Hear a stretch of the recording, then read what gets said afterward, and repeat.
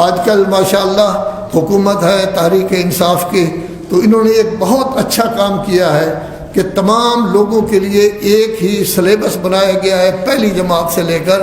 5ویں جماعت تک کا سلیبس بن گیا ہے، تاکہ ایک ہی قسم کی تعلیم ہو، امیر غریب کا کوئی فرق نہ ہو، ایک ہی جیسی تعلیم کریں۔ یہ کئی 5 6 سلیبس یہ نہیں بلکہ ایک ہی سلیبس کے، لیکن اس میں ہمارا خیال نہیں کیا گیا، اہل بیت کا خیال نہیں کیا گیا، شیعت کا خیال نہیں کیا گیا، اپنی طرف سے ایسے متعصب لوگ وہاں بٹھائے گئے کہ جس وقت بحث ہوتی ہے، مباحثہ ہوتا ہے، اس وقت وہ مان جاتے ہیں کہ آپ صحیح کہہ رہے ہیں، اس طرح ہونا چاہیے، لیکن آگے جو رپورٹ دیتے ہیں وہ رپورٹ کچھ اور ہوتی ہے۔ نتیجہ یہ ہے کہ اب ہمیں مجبور کیا جا رہا ہے کہ آپ جس وقت درود پڑھتے ہیں تو رسول اعظم صلی اللہ علیہ وآلہ وسلم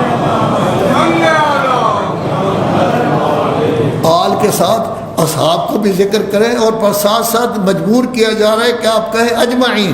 سب کے سب، یعنی گویا سب کے سب، چونکہ ایک حدیث بنائی گئی ہے الاصحاب کلہم عدول، سب کے سب گویا عادل ہوتے ہیں، حالانکہ یہ غلط ہے، اس طرح کی کوئی حدیث وغیرہ نہیں ہے، یہ بنائی گئی ہے جیسے ابو ہریرہ وغیرہ یہ لوگ حدیثیں بنایا کرتے۔ یہ کام نہ کریں، یہ کام نہ کریں، آپ خاموشی سے سنیں، یہ نعرے بازی ٹھیک نہیں ہوتی۔ تو بہرحال یہ حدیثیں جو ہے وہ اس طرح کی بنائی گئی ہیں جس میں یہ کہا گیا ہے، دیکھیے رسول اعظم صلی اللہ علیہ وآلہ وسلم فرد واحد ہے، ایک شخصیت ہے، تمام انبیاء کے سردار ہیں، خاتم الانبیاء ہے، وہ تو معین ہے، پتہ ہے اللہ تبارک و تعالیٰ ان پر درود بھیج رہا ہے۔ اہل بیت بھی ہزاروں میں نہیں ہے، ان کی تعداد پہلے 5 تھی، زیادہ سے زیادہ 14 ہیں، اور 14 کے 14 کو معصوم قرار دیا گیا ہے۔ شیعہ متفق ہے کہ سب کے سب معصوم ہیں، اہل سنت کے بڑے بڑے علماء فخر الدین رازی اور اس طرح کے سب لوگ متفق ہیں کہ وہ معصوم تھے، وہ کہتے تھے ان کو، لیکن زیادہ تر اہل سنت، بلکہ اس وقت جو اہل سنت برادران ہیں ہمارے، یہ زیادہ تر ابن تیمیہ کے قول پر چل رہے ہیں۔ ابن تیمیہ وہ شخص تھا کہ جس نے سوائے اہل بیت کی مخالفت کے اور کچھ نہیں کیا، قلم اس کا اچھا چلتا تھا،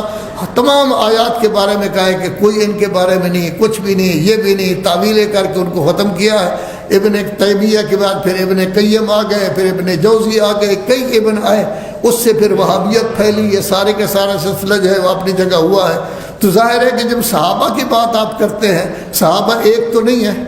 صحابہ کے بارے میں آج تک کسی نے نہیں کہا کہ معصوم ہے، کسی صحابی کے بارے میں یہ نہیں کہا گیا کہ عصمت کا دعویٰ ہے۔ جو عصمت کا دعویٰ جن پر نہیں ہے، انہوں نے دعویٰ نہیں کیا، خود بھی نہیں کہتے معصوم، پھر ان پر درود کیوں پڑھا جائے؟ کس لیے درود پڑھا جائے؟ کون سی ایسی وجہ ہے کہ ان کے لیے درود پڑھا جائے؟ پھر اس کے بعد اجمعین، سب کے لیے، کوئی بھی بچا ہوا نہیں۔ اس میں کوئی شک نہیں کہ قرآن مجید کی روح سے اصحاب کی 3 قسمیں ہیں۔ کچھ ایسے اصحاب ہیں جو ٹاپ کی شخصیتیں ہیں، جنہوں نے خون دیا، جنہوں نے اپنی جان قربان کر دی، اسلام کے لیے وہ بہت زیادہ محبت کرتے تھے، رسول اعظم صلی اللہ علیہ وآلہ وسلم سے ان کو محبت کرتے تھے،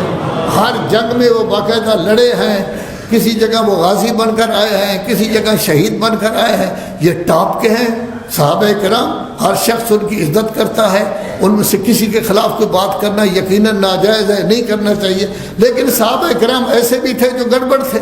جیسے رسول اعظم صلی اللہ علیہ وآلہ وسلم تشریف لائے تو مدینہ سے باہر ایک مسجد بنائی گئی، تو لوگوں نے کہا، ان لوگوں نے آئے، وہ بنانے والے آخر مسلمان ہی تھے،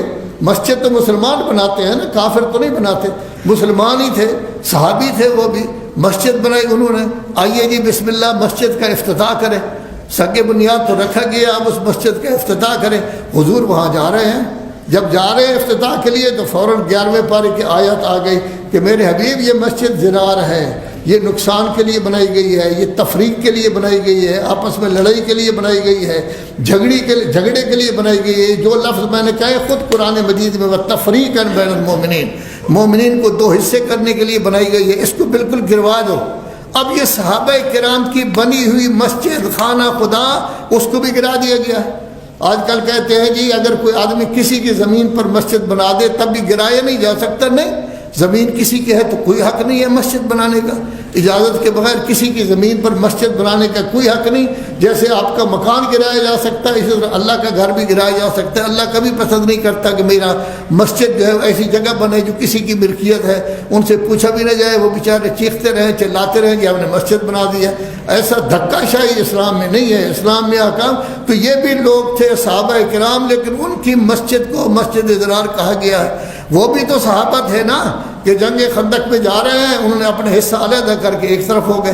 تو ان کو منافقین کہا جاتا ہے۔ سورہ منافقین بھی موجود ہے۔ تو صحابہ کی کہاں 3 قسمیں، قرآن مجید کہتا ہے 3 قسمیں، آپ سب کہتے ہیں کہ عدول بن گئے سب کے لیے، تو یہ اپنی جگہ۔ اب اس کے بعد 7ویں 8ویں 9ویں کا نہیں، 6ٹھی 7ویں 8ویں کا بنایا گیا ہے باقاعدہ۔ ہمارے علماء گئے ہیں، انہوں نے میٹنگوں میں شرکت کی ہے، وہاں جا کے اپنی دلیلیں دی ہیں، ہر چیز دی ہے۔ لیکن جنگ بدر ہے تو اس میں علی کا نام نہیں، جنگ خندق ہے تو علی کا نام نہیں، جنگ خیبر ہے تو اس میں علی کا تذکرہ نہیں، حنین ہے تو اس میں علی کا تذکرہ نہیں۔ تو علی سے علیحدہ جو ہے وہ جنگیں ہیں۔ کبھی خالد کو لے آتے ہیں۔ خالد کون ہے؟ ایک جگہ گیا، حضور نے بھیجا، ان کے ساتھ کوئی لڑائی جھگڑا تھی، وہاں بجائے اس کے کہ وہ لوگ استقبال کے لیے نکلے، ان پر اس نے حملہ کر دیا۔ تو رسول اللہ کو فرمایا گیا، سورہ حجرات 26واں پارہ، جس میں کہ فاسق فاجر اگر کسی جگہ آپ کو خبر دے کہ وہ لوگ آپ کے دشمن تھے تو پہلے چھان بین کریں میرے حبیب، ایسا نہ ہو کہ غلط کام کریں جس کی وجہ سے بعد میں پشیمان ہونا پڑے۔ ان کے لیے آیت آئی۔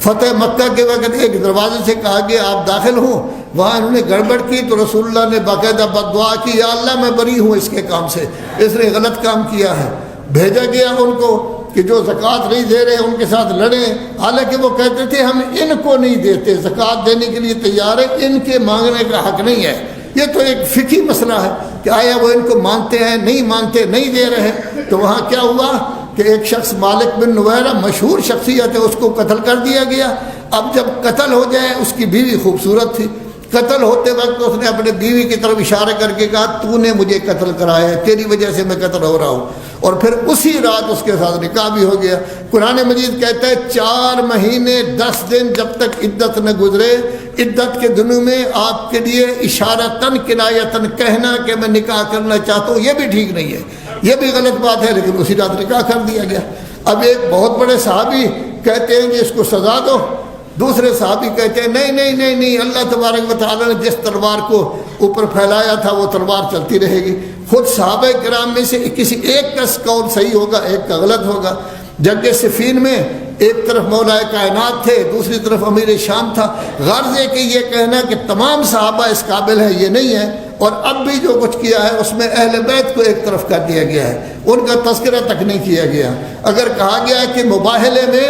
آپ کہیں کہ اہل بیت ہی صرف گئے تھے اور کوئی نہیں کہنے لگے نہیں نہیں اہل بیت میں تو ازواج بھی ہیں،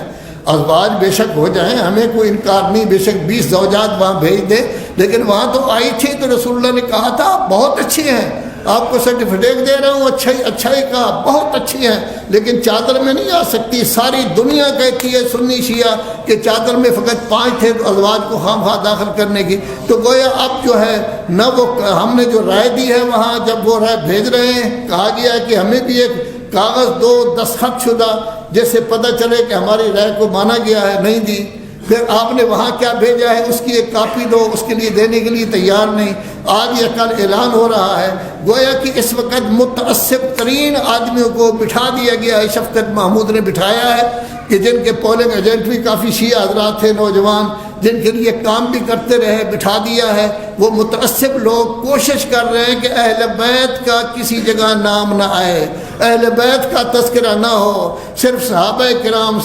کرام۔ اب اللہ بھی پیچھے چلا گیا ہے، رسول اللہ بھی پیچھے چلے گئے، اسی طرح اہل بیت بھی پیچھے چلے گئے، اب سب سے آگے صحابہ ہیں۔ یہ پتہ نہیں کون سا دین ہے جو رسالت مآب کے علاوہ چلتا ہے، اہل بیت کے علاوہ چلتا ہے، اللہ کے علاوہ چلتا ہے۔ پوری توجہ اہل بیت کو، اگر کوئی اللہ کو گالی دیتا ہے اس کو کوئی سزا نہیں دیتا، اگر کوئی رسول اللہ کے بارے میں بات کہتا ہے، حتیٰ شاہی مسجد میں رسول اللہ مردباد کہا گیا تب بھی کوئی بات کرنے کے لیے تیار نہیں، لیکن اگر صحابہ کے بارے میں ہو تو اہل بیت کی مخالفت یہ اگر حقیقت چل رہی ہے تو ظاہر ہے کہ اگر اس طرح کی کوئی چیز ہے تو شیعہ قوم کبھی بھی ان چیزوں کو تسلیم نہیں کرے گی، اور شیعوں سے ہٹ کر آپ کوئی چیز بنائیں گے تو کبھی وہ کسی کی صورت میں قابل قبول نہیں ہوگی۔